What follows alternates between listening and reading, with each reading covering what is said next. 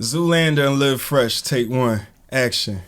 Yo, what do they call me? They call me Devin Zoolander. What's good for the goose is good for the gander. Yeah, they call me Devin Zoolander. What's good for the goose is good for the gander. And I look good on camera. You know I look good on camera. Okay, here we go. Okay, let's do this the right way. Okay. All right, Devin Zoolander. Okay, everybody's watching you right now. I need you to dominate, brother. I got it. I got you, Dev. I got you. Don't worry. We're cool. We're cool right here. All right. Yeah. Here we go. All right. Let me get it. I got it. Okay, here we go. Yo, what's up? It's your homie, Devin Zoolander, coming all the way live from Zooland Drive. And today I'm here with two very special guests, two entrepreneurs, two married folk. To my left, I have a brother that is 6 foot, actually, my fault. Wait, hold on. Standing at 6 foot, 3 inches tall, weighing in at something. We got the defensive end from Clarion University, Golden Eagles. Please put your hands together for the one, the only, Brett Gilliam.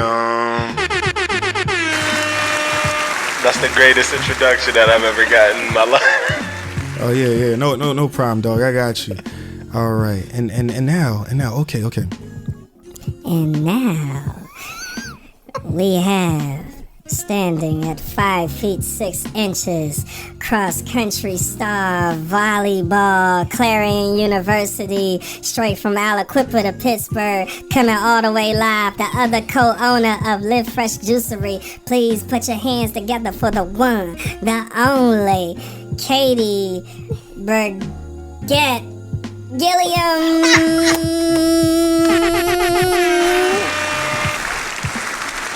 Yeah. All right, that's enough. All right, man. All right. So, how are you both doing today? Amazing. Blessed. Okay. Amazing. Yeah. Come on, posture. We're excited to be here. Yeah, come on, posture. We talk about this all the time. Yeah, exactly. All right, well, I'm excited to have you both here. So, first of all, what I want to do is I want to start off with, tell me about how you first met. Tell me about your first date, and what was it that you saw in the other person that let you know this is who I want to do this crazy thing called life with? So Catey and I, we met freshman year of college. Our first class actually that we had in school every morning, it was called life skills. It was a life skills class.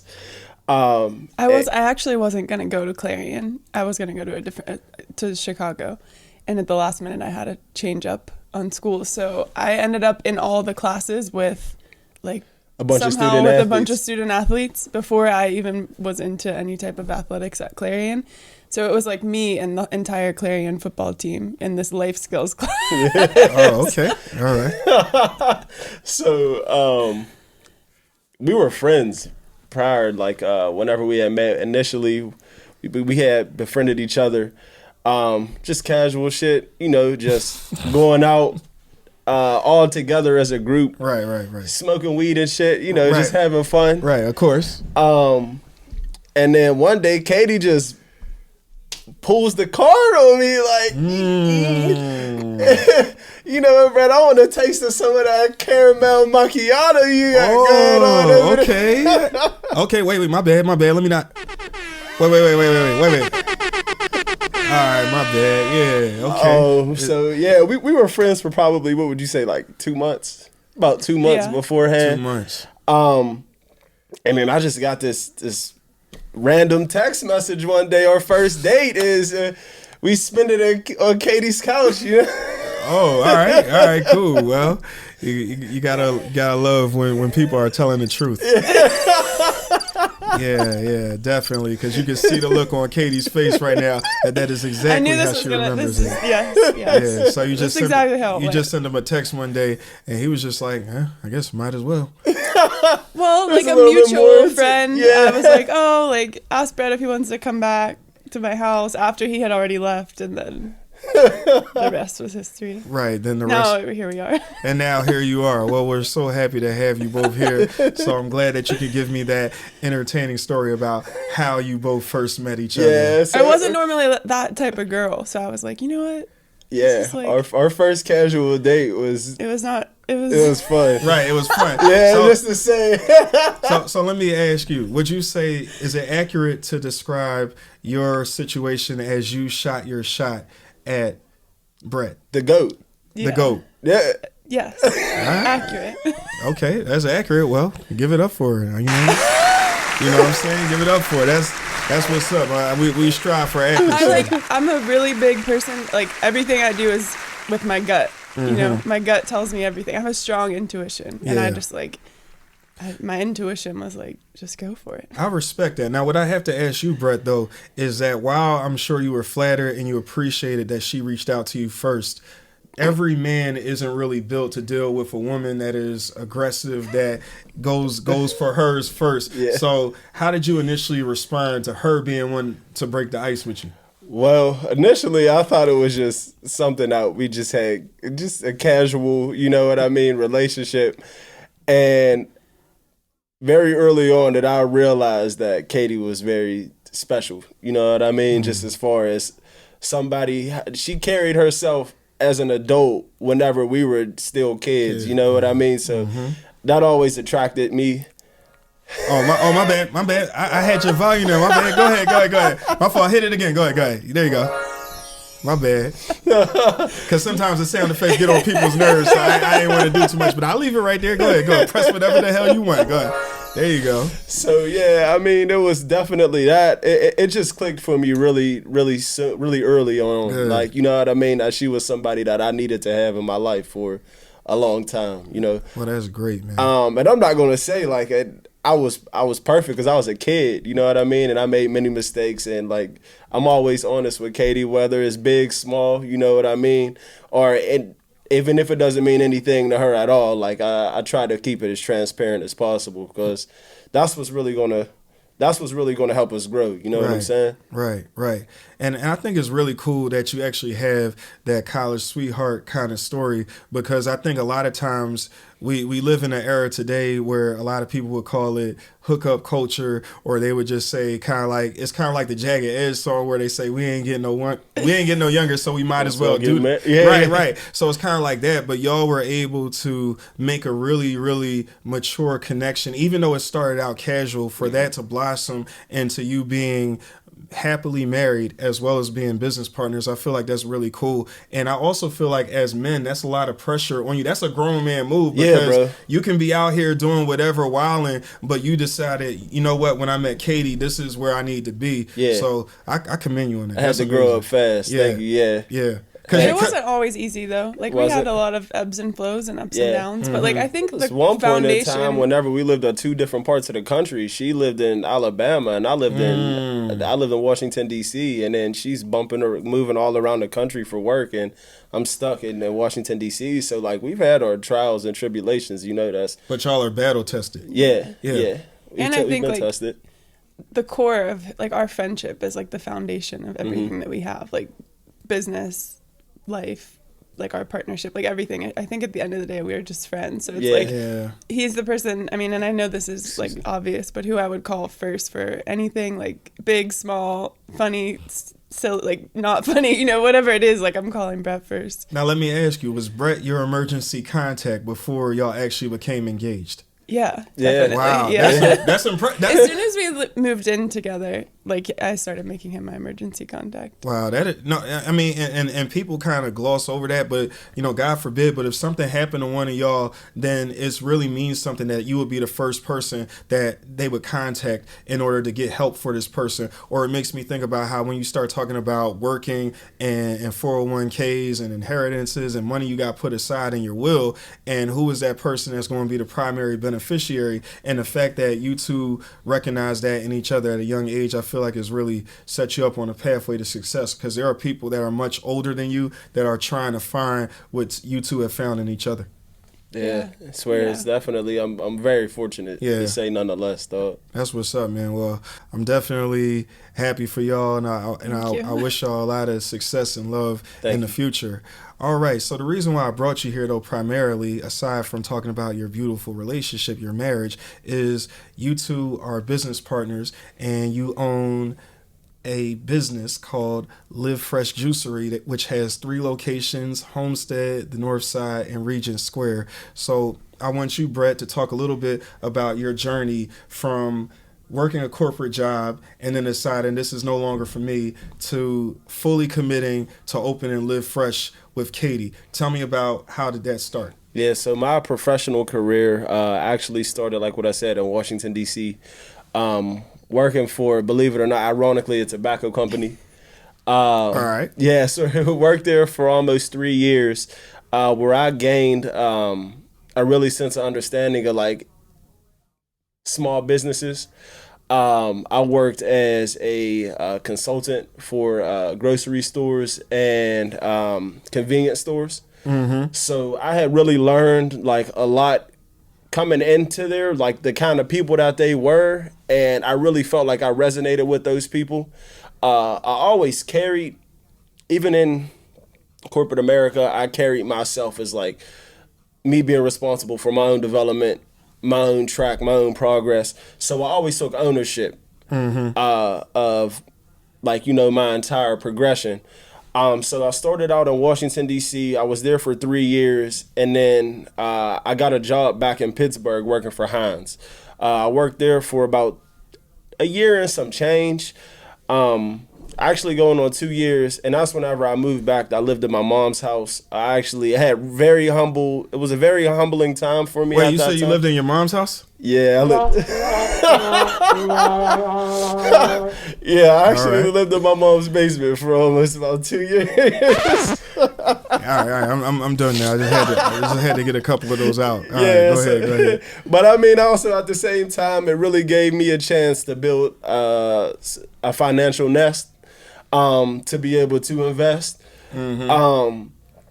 Because like what I was saying before, I always just had a sense of ownership in everything that I did. And I knew, just coming from just like my family history, that entrepreneurship was just something that was just embedded in me. Yeah. But also on the other coin, health and wellness was something that was really becoming big in my life, especially whenever I played football in college. Right. So taking care of myself was just always at the top of my priority list.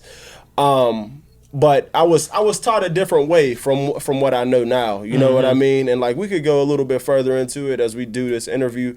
But the way I was raised, what I thought was healthy really wasn't healthy. You know what I mean?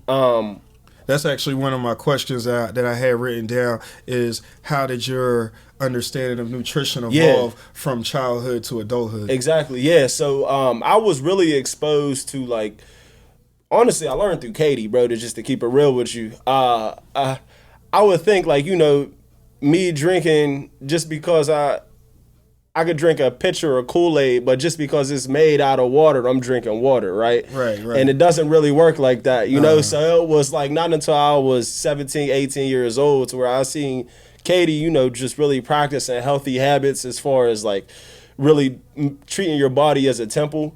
I really started to take things from that and really just try to implement it into my everyday routine, because I played football, so I was trying to just get better as an athlete, really trying to just prevent any injuries from ever happening, and it starts with taking care of your body. But yeah, bro, after that,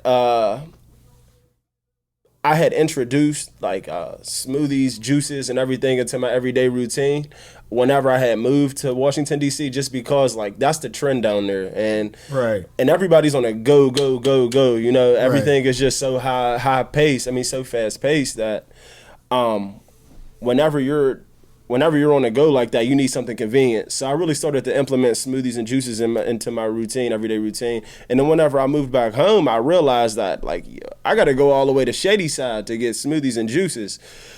And then once I realized that, like, that's not fair. This ain't fair. Right. But also at the same time, like what I said, I wanted to have my own business.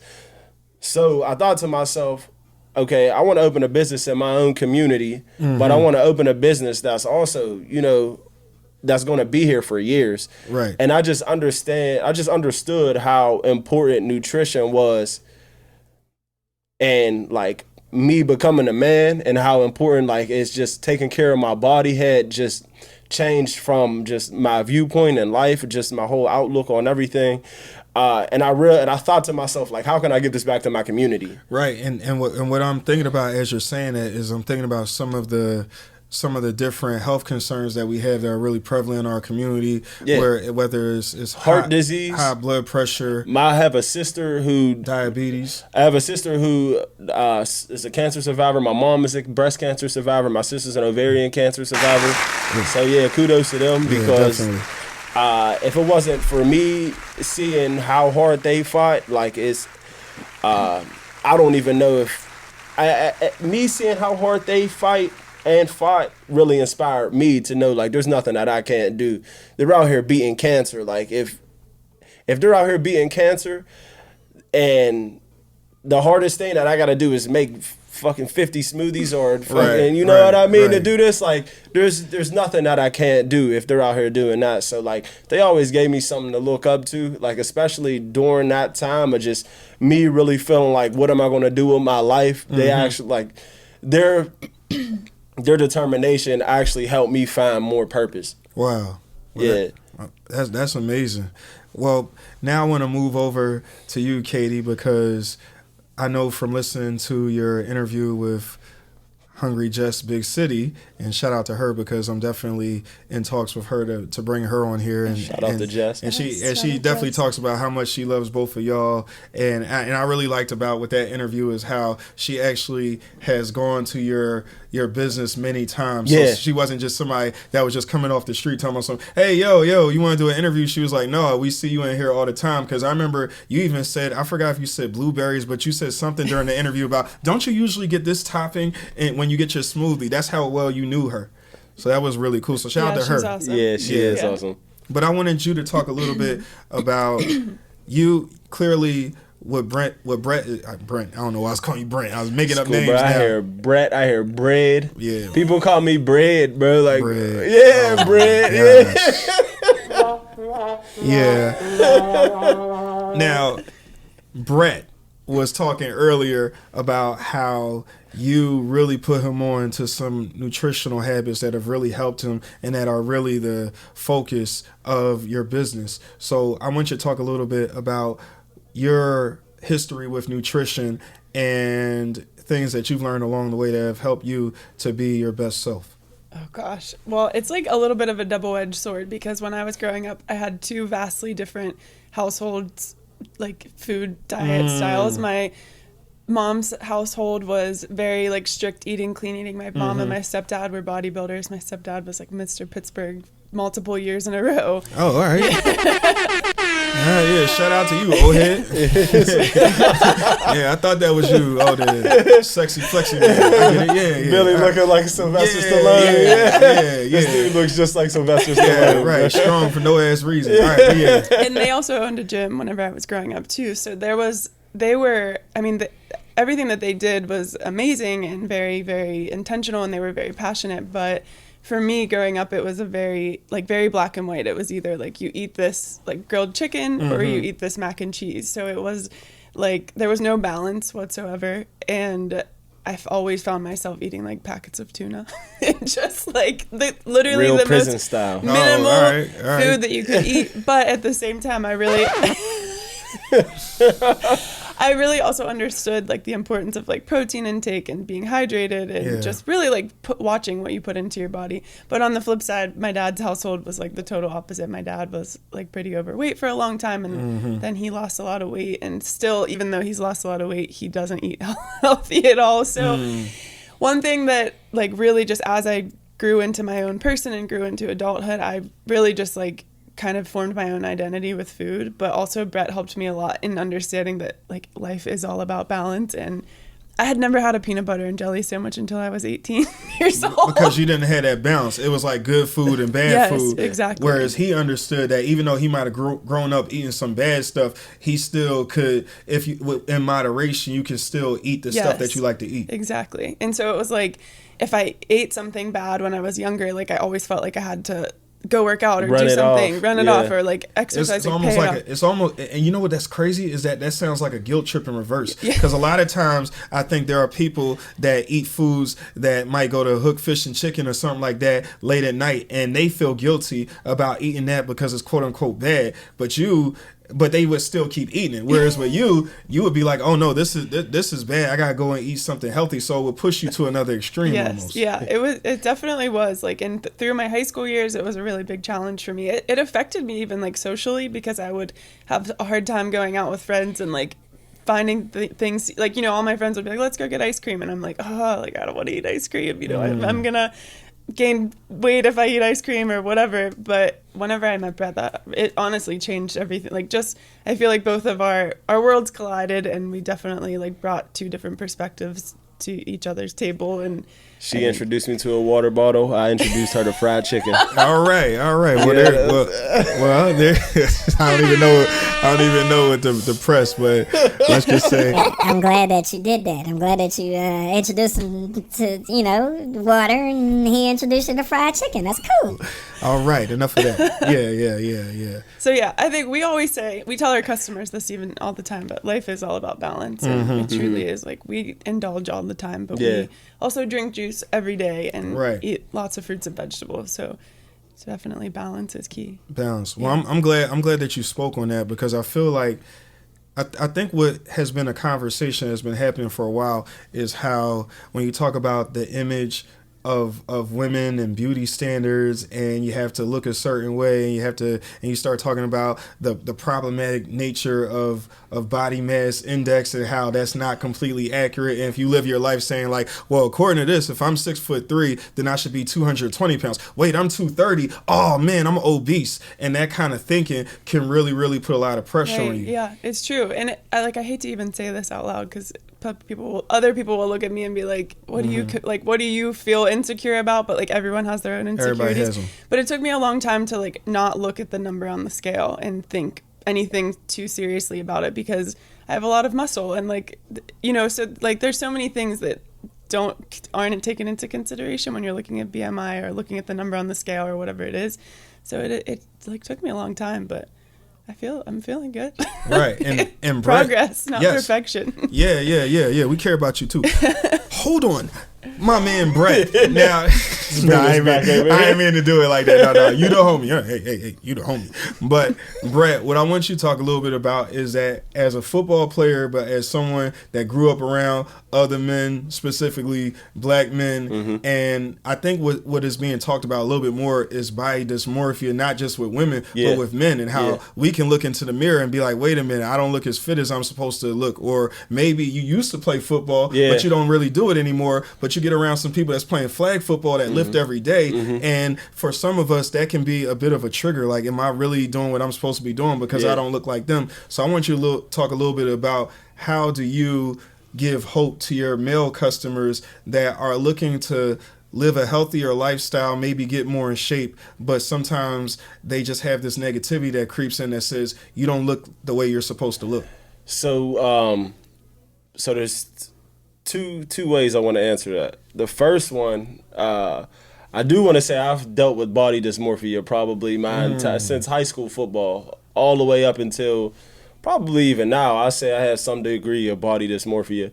Whenever I was in high school, I developed like just tissue, like fatty tissue on my. I know what you mean. So I had one bigger breast. right. On my. So they used to call me one tit in high school.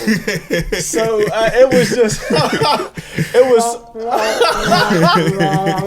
So this is something that I've naturally always had to just deal with, but also at the same time, my friends being so abrasive and you know ridiculing me for that, it's made me just accept who I am even faster. You know what I mean? Just even quicker. Like I really didn't have any regrets about like, you know, how I look or this and that. But I would think to myself like, damn, I got to do more to. Even I still think to myself, damn, I have to do more to look better. Like just because, just even with the social media age, bro, we're just all seeing this algorithms of these fit ass dudes or like, you know what I mean, these big ass bulky dudes, Right. knowing damn well.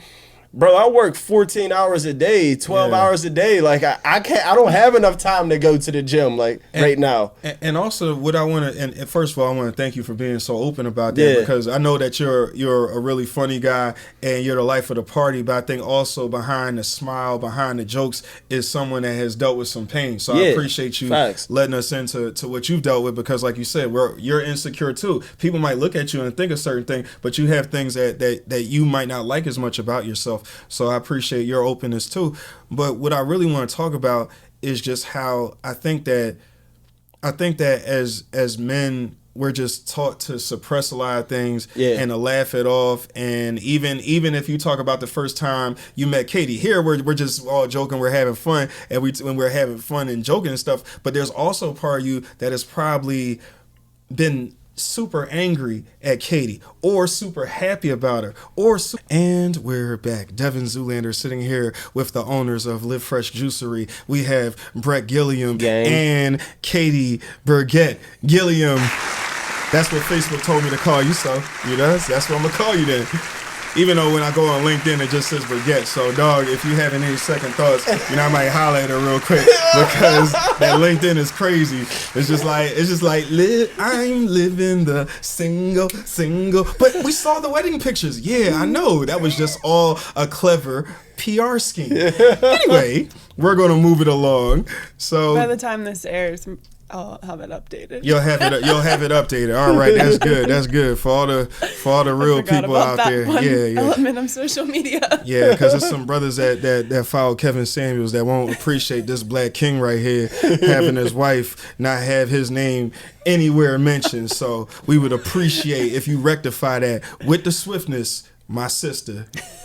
From White Mister. Anyway, all right. So to move it on, and really quickly, so. Your ethnic background. Tell my sister from a white mister. So tell me about your ethnic background. What are you? So her ancestry started out in. It's like 94% European. What's the other 6 though? Oh my! Brett loves to tell people this. This is like when he really decided he wanted to marry me, whenever he found out that I was 6% Nigerian. Whoa. Like a couple weeks later, then he proposed. Oh, okay, right. No, I gotta be real though, because if you gonna go blind and you gonna go white, then you gotta have some kind of connection. You gotta be like, oh yeah, you ain't know 6%, dog. Yeah, 6%. I didn't totally leave the community. I just saw gold in a blinder place. But don't get me wrong. All right, you still got roots though. Yeah, 6% Nigerian. But just a lot of like Irish, Italian, Serbian. Like that's kind of a mix of those 3. Okay. But the most important is that 6%. That's 6% Nigerian. That's right. We both just did 23andMe. Like in the past few years. So. All right. So let me ask this in the most respectful way possible. What the hell are you? All right, bro. So this is actually something that is a sensitive subject. To keep it real with you. All right. I'm sorry. So I'm 50 plus percent like Nigerian, West African, and then there's like a 44% of like straight up Irish. Okay. Yeah, bro, it's a little deep, man, and the other it's like the other 4.5% is Indonesian. That's what it is. Yeah. I was wondering, man. We was talking about that earlier. Yeah, so you got some Indonesian in there. You got some native in there, but that's really it. The mainly is just West African, West African and Irish. But I'm really starting to embrace this Irish side in me because for years we're talking about suppression. Yeah, I tried to suppress it, bro. You know what I mean? Right. So Fucking one morning, I woke up saying, "Shiver me timbers." You Oh my gosh, that is hilarious. Just don't buy anybody 23andMe. Yeah. If you don't want to my fuck God. up their day, don't. You buy wanna hear them some wild shit? 23andMe. Yeah. So Catey has a really good friend, We should right? probably not talk about this. Well, no, we're not naming names. Yeah, we're not naming names. Catey had a good friend that she bought them a 23andMe for their birthday. And then they get the results back, and they're like, "Yo, there's no part of the Italian that I thought I was. I'm supposed to be half Italian." And then they her whole life changed. changed. I think we should leave it. Yeah, well, I'm sure she felt like when she found out that's what her ancestry was, she was talking big shit, acting like, "Can I talk my shit again? Can I talk my shit again? I can't believe I'm back up in this motherfucker." all right, anyway. Yeah. Long story short, Brett and short. my friend, two heartbreak and disappointment experiences with 23andMe. Don't Yeah. get anyone. Don't buy 23. them. Don't do that. Yeah, All right, don't buy cool. anybody 23. Yeah. Let me believe what I want to believe. Yes. Or just make that decision on let them do it on their own. And it's really interesting to me because I'm sitting here with someone who is clearly black, but I could see someone saying, "Are you mixed?" Yeah. Someone who is clearly white, and I could clearly see them saying, "Oh, you must be 6% Nigerian," because I can clearly see it in you. And then you have me, who is always viewed as black wherever I go. The only diversity I get is like, "Oh, are you from the islands?" or something like that. But it's not damn. All right. No, you gotta love when you're meeting people for the first time, and it's just like, all right, this is jokey joke time. Yeah, let's laugh. And then it's not jokey joke time anymore. Let's still laugh. But no, we cool. Anyway, no, we're good. We are so good right here. Just to let you know, we are good. That was just a technical breakdown right here, but we are all good. Just wanted to let you know that we are all on the same page, and this is a harmonious environment. All right. Yeah, I ain't gonna let nobody mess me up or nothing. I'm that dude. All right. Anyway, so to move it along a little bit, I'm all over the place with my questions. Isn't it great when somebody asks you, "Hey, what questions are we going to ask?" and then they don't ask none of them shits? All right. So I want to move along a little bit. So you have 3 different locations for Live Fresh Juicery. We have Homestead, Northside, and Regent Square. Yes. Here's what I want you all to do. I want you first to talk about what makes the Homestead location special.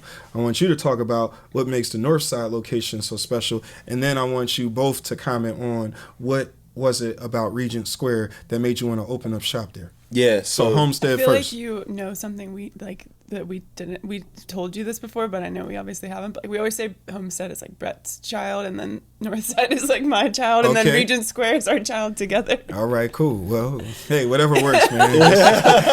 It's not the case, but it's kind of the way it works Yeah, out, so it's funny how it started. Just because whenever I had first started building Live Fresh, Catey had still lived in Arkansas. So my uncle and I, we did. I know, right? All right. Hey, whatever you into. it was for work. Yeah. Purely for work. Hey, it's cool. You don't gotta explain that to me. I'm just a black dude with a kufi. It's all good. You were talking. So we were, my uncle and I, we did everything ourselves. We did all the plumbing. He was a master plumber, so he was the one who really taught me. Really showed me like what all goes through a commercial kitchen. He showed me how to build a commercial kitchen. Just because I was so green whenever it came to that stuff, bro. Like I didn't have any idea. Whenever I had first really just like tried to go to the food department of Allegheny County and get all of my equipment, I showed them this equipment list, and I had a juicer from Amazon that was $160, and they were like, "What are you gonna do with this?" Yeah. And I'm like, "I'm gonna make juice." They're like, "No, buddy, here goes the list of all the juicers that you can use and buy one of these off of here." Yeah. So my $160 investment ended up having to be about a $16,000 investment. Damn. Yes. But the great thing that I really love so much about Homestead is not only like is it the first, and that's what really helped create this brand, and that's what really created this brand. But the fact that I really did put my blood, sweat, and tears into it. I fucking cut open fingers, had to get stitches, freaking literally cried and the day before we opened, because I'm thinking to myself, how am I going to make this work? I'm pressing all of this juice by my hands, and we got to fill up 200 plus bottles. You know what I mean? Only juicing a gallon and a half an hour, and now we have a juicer that juices almost 50 gallons an hour. So like, we've been able to grow our business exponentially, but that was a little loud, but I'm feeling you. anytime I'm in that store, I still get that same feeling of when there wasn't shit in there, or like, you know what I mean, before the brand was really the brand. So there's always going to be a special place in my heart for the Homestead location. Regardless of how successful it does compared, successful or unsuccessful it does compared to less successful, I should say, compared to the other 2 locations or 3, 4, however many that we have going on. So, but yeah, it's honestly just my love for it, I would say, is what separates it. I love them all, don't get me wrong, but my uncle, he passed away last year, so like there's just a lot of hours and special moments that were put into the building of that store. This is the plumber? Yeah, this is the plumber. Right. Yeah. So he was like my best friend too. So. What was his name? Roddy. Okay.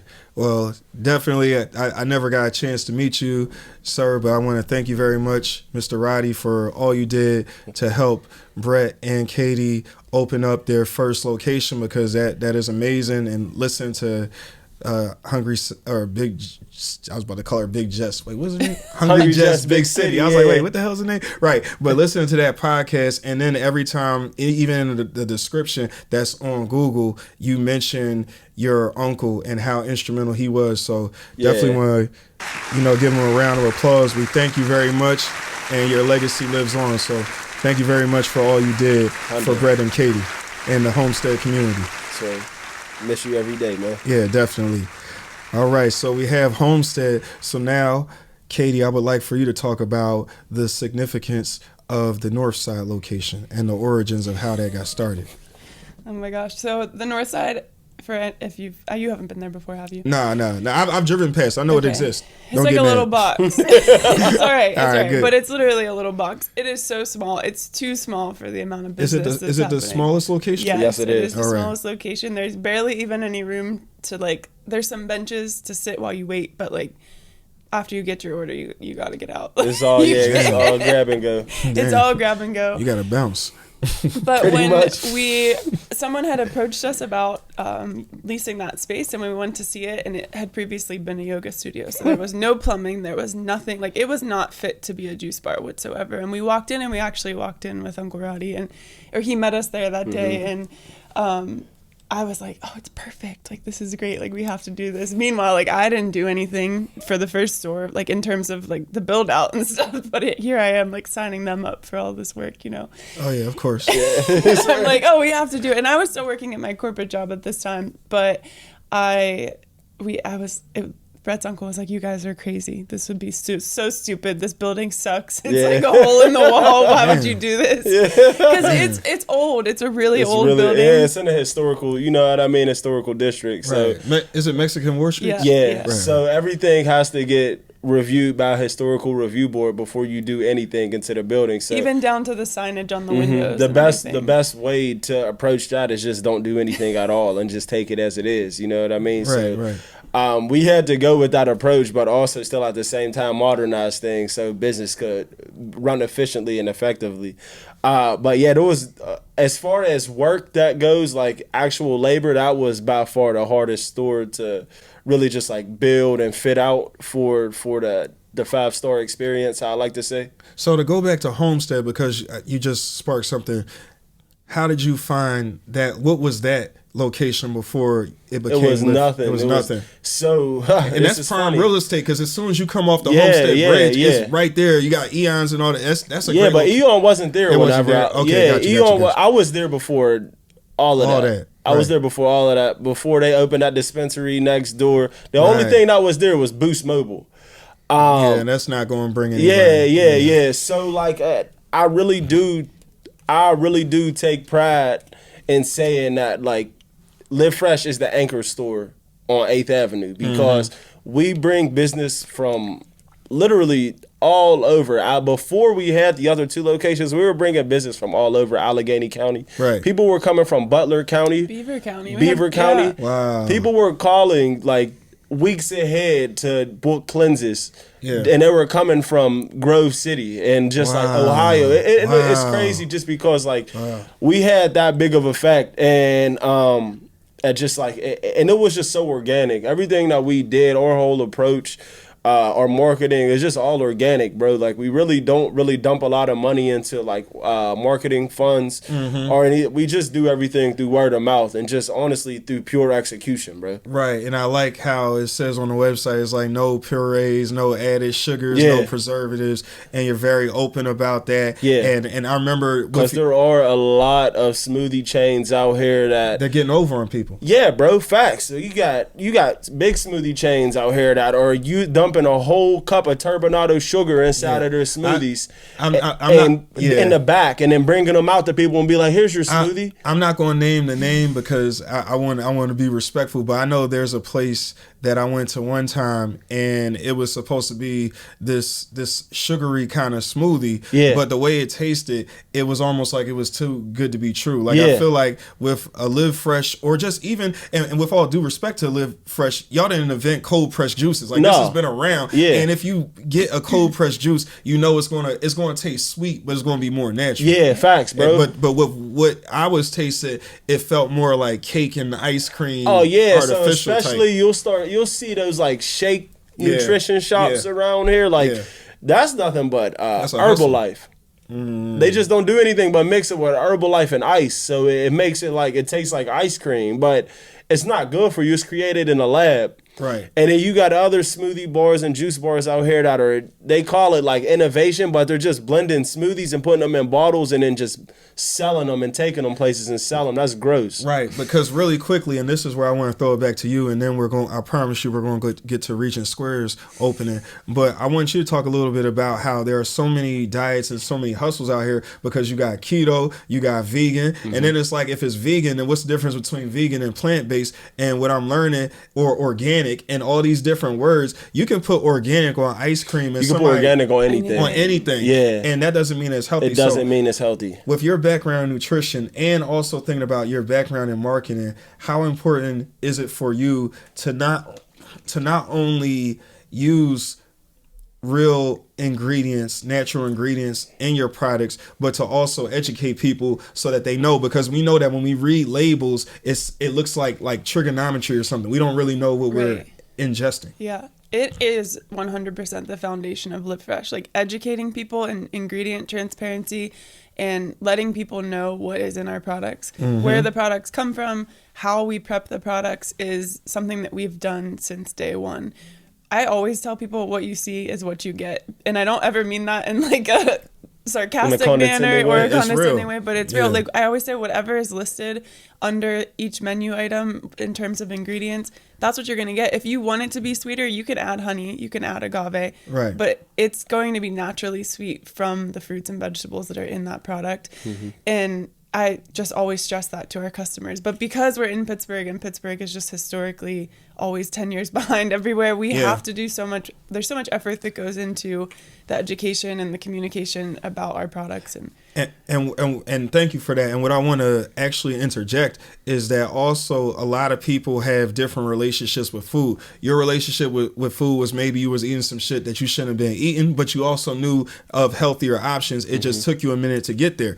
And you just knew the two extremes. You know, this is evil, this is good. But I think what we kind of, even when you start getting into the black community, or you start talking about even not just the black community, but culturally, a lot of things that get prepared, and even though it's unhealthy, and this is like kind of like off camera, I was talking about the thinking brain versus the feeling brain, where the thinking brain knows that this is unhealthy, but it's hard for you to break that habit, because you can go back to a time at Thanksgiving where you were served these candy yams, or you were served these greens, but they got so much sugar in them that they've lost all their nutritional value. And if someone, particularly, and now I'm going to get a little bit deep here, but you're going into, like, let's say a predominantly black community like Homestead, you're this white person, and you come in trying to tell all these people how they've been eating eating for years, yo, that shit you're eating is not healthy, then they can look at you and be like, well, what's your agenda? I'm seeing white people jogging around the city, well, man, 8th Avenue is changing a little bit. Is this shit getting gentrified? So I just think that people have different kind of connections to food that are very, very emotional, and that's why it's important.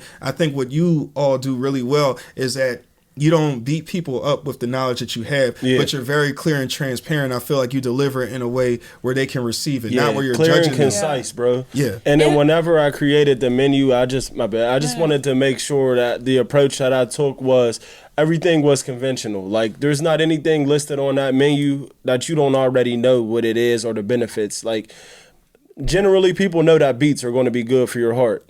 We got beet juices. Both of our beet juices are pressed with a half a pound of beets. So you're going to get those benefits, those micronutrients from those beets.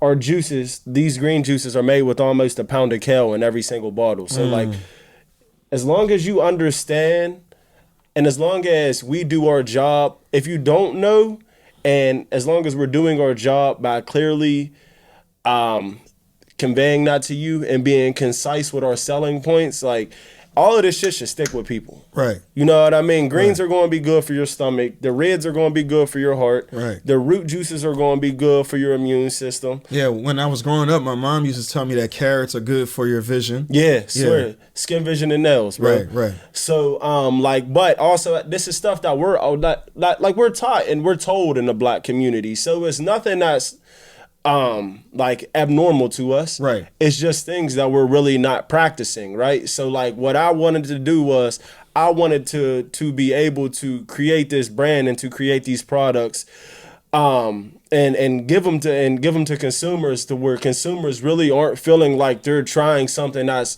way left field. You know what I mean? This is stuff that we're already familiar with, like probably not consuming it in this manner, but it's stuff that we already see in the grocery stores every day. You know what I'm saying? Yeah.